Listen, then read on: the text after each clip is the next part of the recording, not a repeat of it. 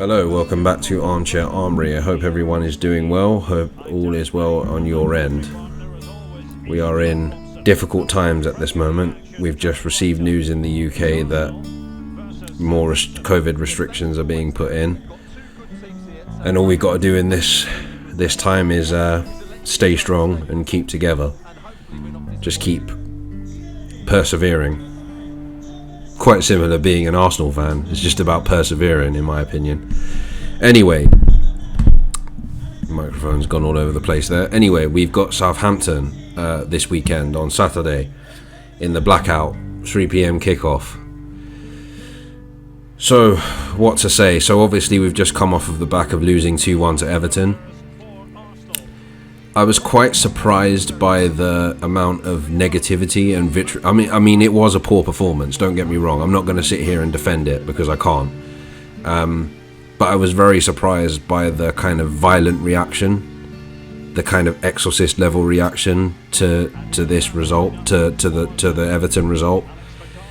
Because I feel like the fact that like loads of people were saying it's reaction, I know people are going to say it's reactionary, means that deep down they know it's reactionary. I think that we played poor against both United and Everton. They were both games that a lot of Arsenal fans expected to win. We lost both. We lost against Everton in the last minute. We conceded a goal that ended up being the winning goal in the last minute. We had two gilt-edged chances in the Everton game that were both arguably stupidly missed. Apologies for using the word stupid, but yeah. But I think some of it is down to an overreaction. I think that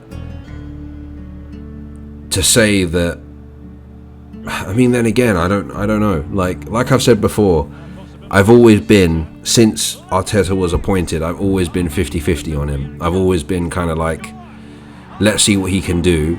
But at the same time, I know this might not go well because of his inexperience. But I think Monday night was a calling card to a combination of things. Number one, we have an inexperienced squad. We have a lot of young players that still haven't yet matured on the football pitch. They say people like Saka and Smith Rowe have, but I don't know. You know, we've got a very young squad that is still yet to mature.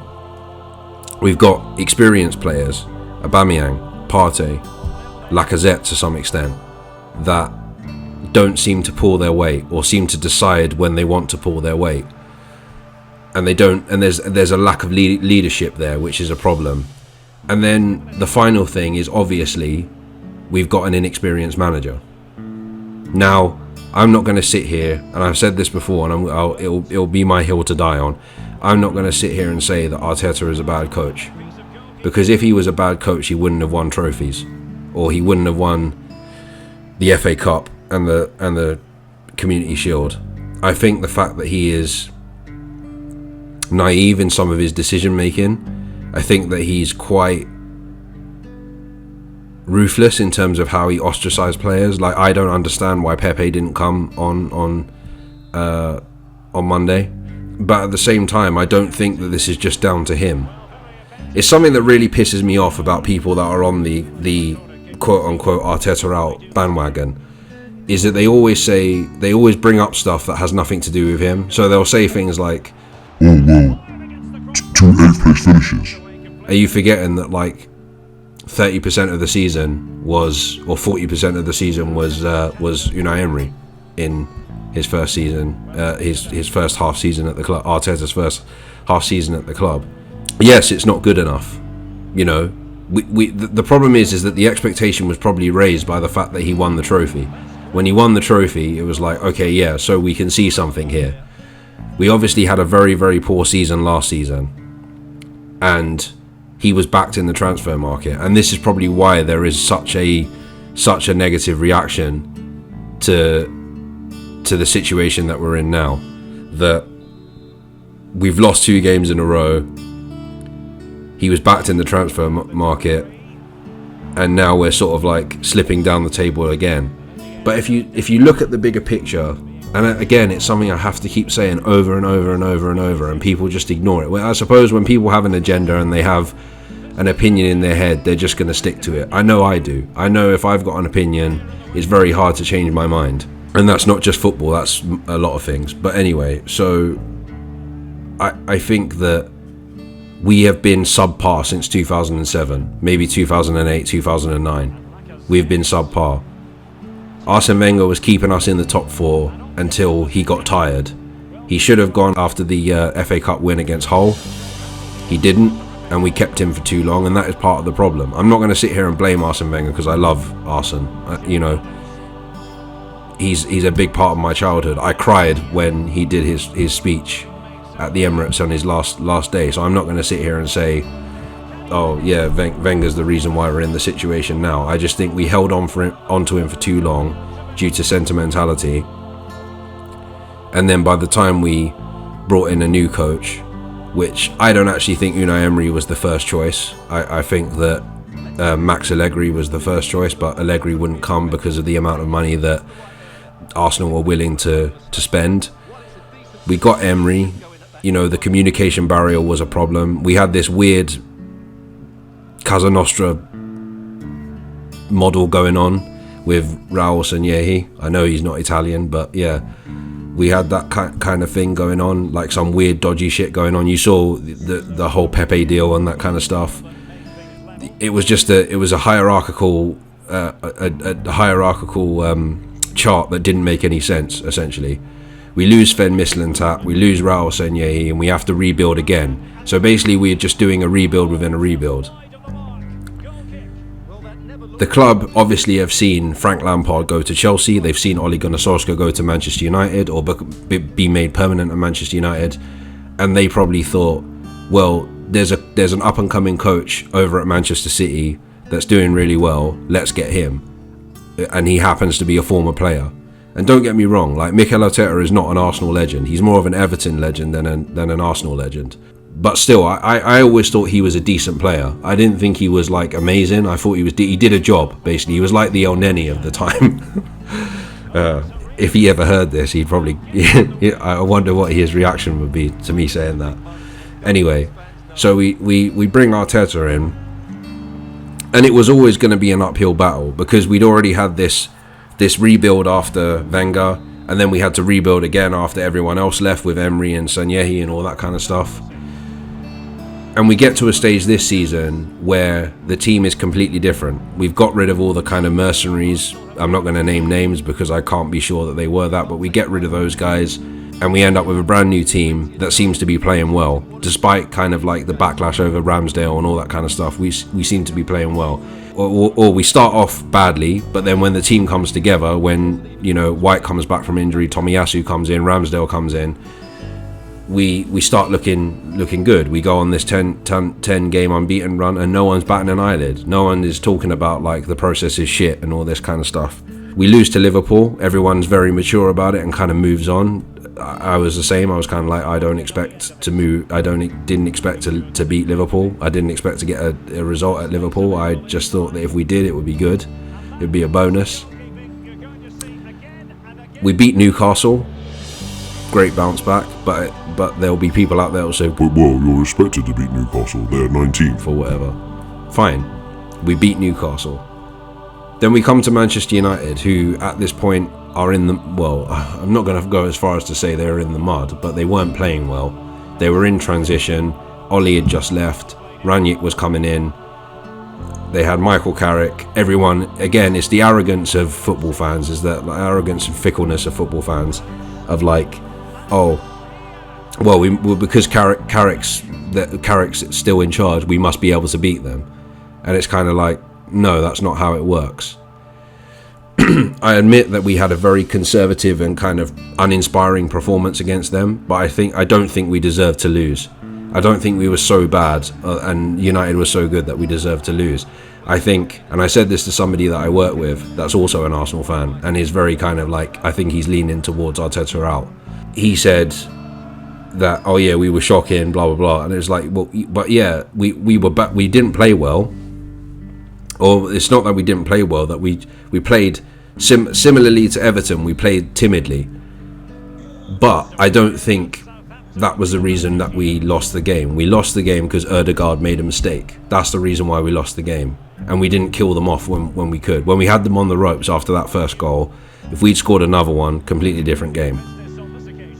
And I think I heard Robbie on AFTV say this, that Bruno Fernandes goal just before half-time was what killed us, essentially. It was very hard for us to get back into it. And even though we did, I always felt, and that's the thing, after that goal and after that controversial goal, and the Man United players getting pissed off, I thought, yeah, this is the end. This is where we're going to lose. This is the point where we lose this game. Then we get to Everton, and Everton was a abysmal performance. Everton was unbelievably bad. I do not know. I kind of don't know. I said after the game, I don't know how we lost it, but I think I do. I kind of contradicted myself in that video because I said, I don't know how we lost it, but I agree with Gary Neville that it was timid, and that I'm leaning more to that now, that it was a very timid and kind of scared performance. We took the lead through Ødegaard.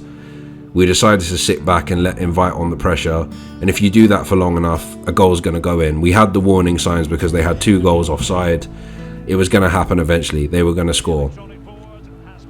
There are things you could say that they could have done, that we could have done better to prevent the first goal and possibly even the second goal, even though I think there's nothing anyone could do about that. It's just a world-class strike a great strike from Damari Gray.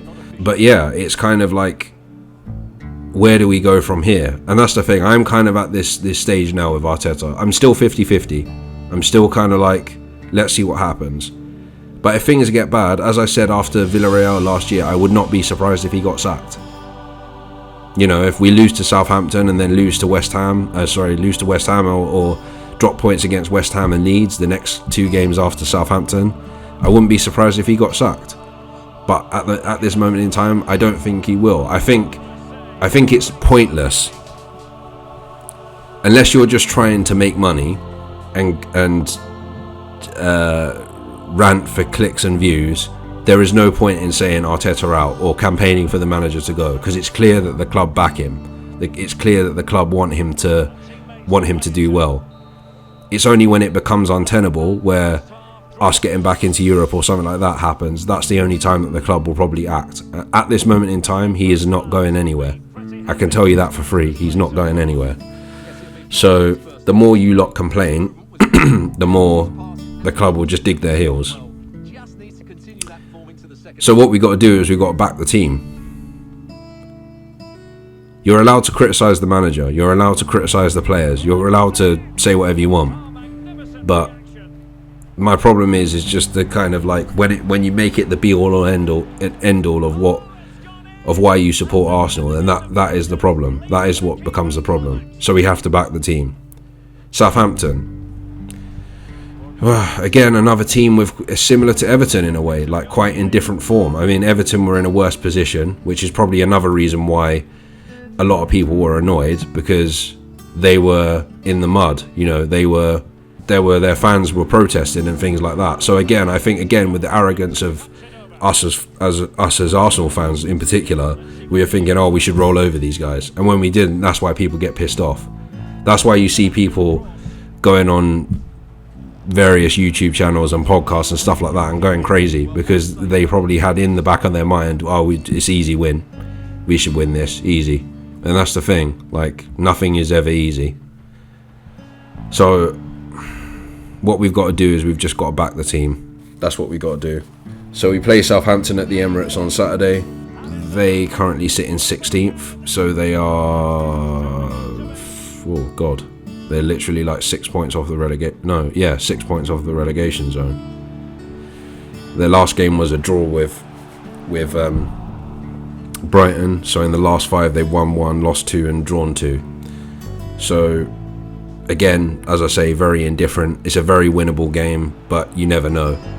What I don't want to see is just this conservative play of like, oh yeah, let's get a goal and see if we can sneak out, especially at home. Like if we do that, it's just gonna piss me off.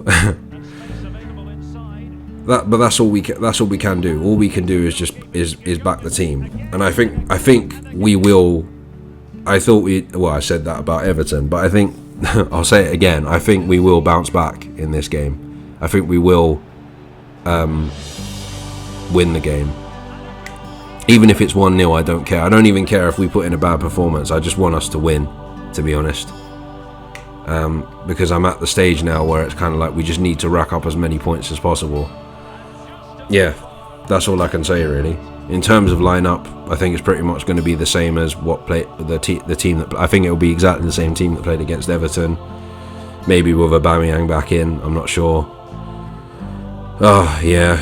It's frustrating right now being an Arsenal fan. It's annoying as well seeing Nikita Oliver of YouTube, Rory Jennings, going on about how Arteta should be sacked today and all this kind of stuff.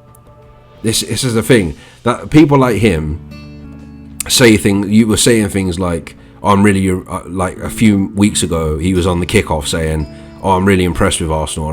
They haven't lost a game in 2 months. I might see something. Now he's saying sack Arteta tomorrow. Make up your mind. That's a problem I have with a lot of fans, particularly Arsenal fans, the famous Arsenal fans, that 1 minute they're like, oh, we're back, and then the next thing, Arteta out. I think Harry Symeou on Chronicles of a Gooner came up with the Arteta cycle, which you can see here, which basically, yeah, which is very apt for the situation that we're in at the moment. It's pretty crazy. But yeah, Southampton, I think we're going to win this 1-0. I'm going to say 1-0 to Arsenal, because I think we'll be going in there with low confidence. Southampton are quite decent. They're not too bad. They do play counter attacking football through Ralph Hasenhuttl. Yeah, I don't know. I think it'll be tough, but I think we'll just about do it. People will still moan, but I think we'll just about do it. We need to get to that game on New Year's Day with Manchester City at the Emirates in a good place. Essentially, we need to do that. If we get to Manchester City and we're sitting in 9th, that is where I might start going more towards changing the coach or changing the manager. But I'm also realistic. I'm also realistic that, like, we're not that team anymore. We are a mid-table side. We are a mid-table side. Whether people like to admit it or not, yes, we have a big stature. Yes, we're a big club. But at this moment in time, footballing-wise, we are a mid-table. We are a mid-table cup side. Because I could see us going on a run and winning the League Cup, for example. But overall, that is what we are, a mid-table cup side. So yeah, I predict 1-0 to Arsenal. We just got to win the game. This now becomes the Norwich of this set of fixtures, as I said in the reaction to Everton. Right, I've nearly been talking for 20 minutes, coming up to 18 and a half minutes so far. So I think I'm going to leave it there. I'll be back again after the Southampton game on Saturday, giving my reaction. Hopefully it's a good one. Enjoy the rest of this simulation. Until then, take care and stay safe. Redmond. Well, no way through. The high press was on, and the chance is on. And beyond the last defender, offside. So making the substitution now. Number 9, Alex Lacazette. Coming onto the pitch, number 8, Martin Odegaard.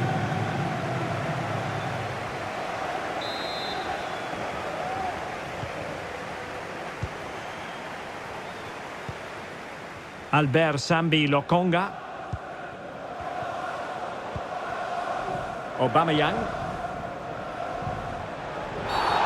The tackle completely mistimed, and you would expect a booking under the circumstances. Well, it is going to be a yellow card, and I can't imagine he's too surprised. No, he was always going to get a booking there. He's been warned.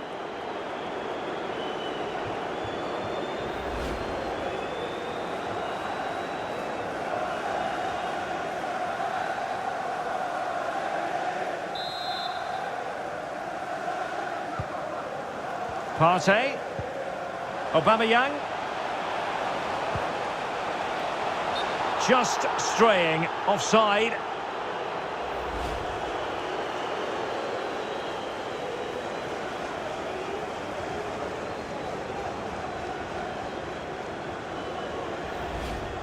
Substitution for Southampton. Coming off the pitch, number 9, Adam Armstrong. To be replaced by number 7, Shea Long.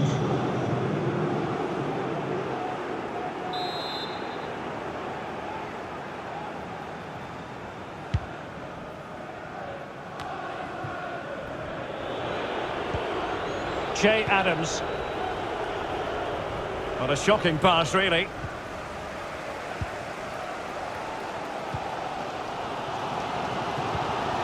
Martin Ødegaard.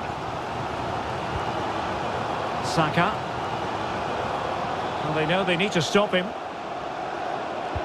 Fine cross into the middle. Well, not cleared away completely.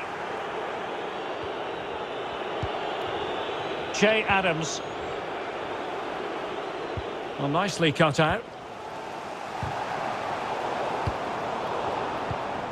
The attack continues. They're making considerable progress. Oh, he's hit the woodwork. Can you believe it? Well, he beats the keeper with power, but really that should be hitting the back of the net. So deciding to make a personnel change at this juncture.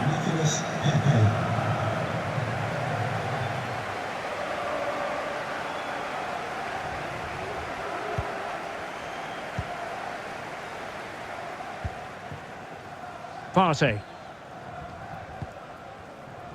15 minutes left for play. Not a bad pass it was.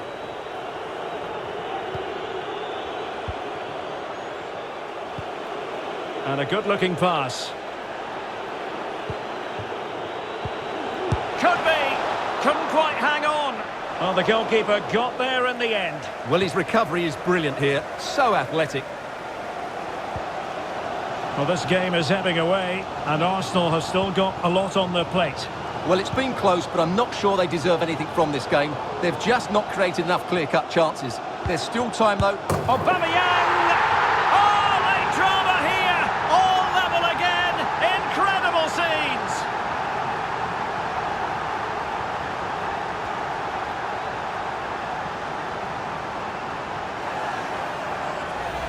Well, here we can see it again. He's shown outstanding vision to find the perfect cutback, and from there, he never looked like missing. That's a lovely goal.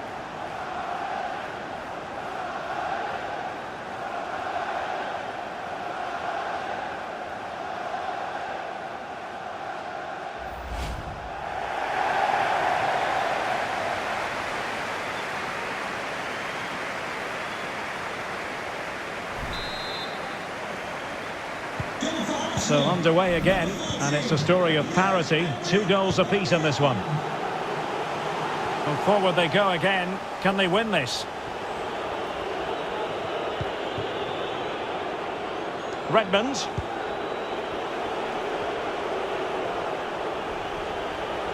Now he must favour the cross. Excellent assessment of the situation at the back.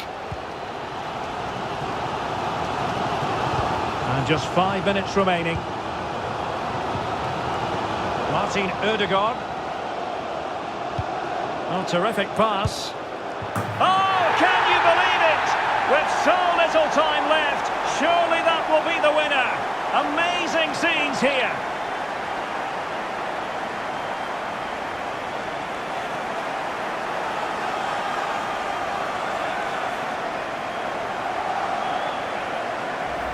Well, here we can see it again.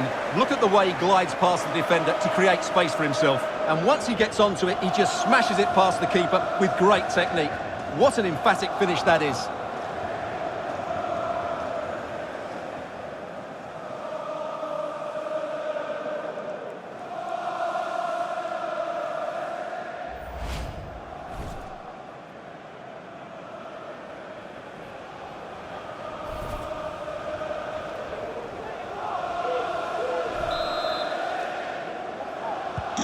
Well, back underway, and a glut of goals here. 3-2. It is to be a throw-in. And a big chunk of added time here, a minimum of 5 minutes. And snuffing out the danger. Well, still pressing for a goal here. And that's gone out of play for what will be a goal kick.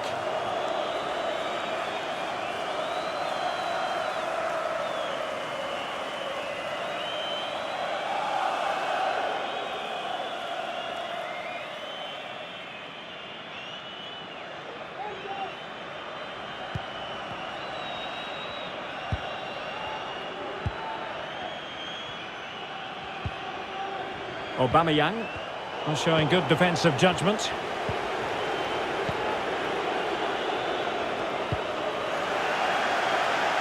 And a throw-in it's going to be.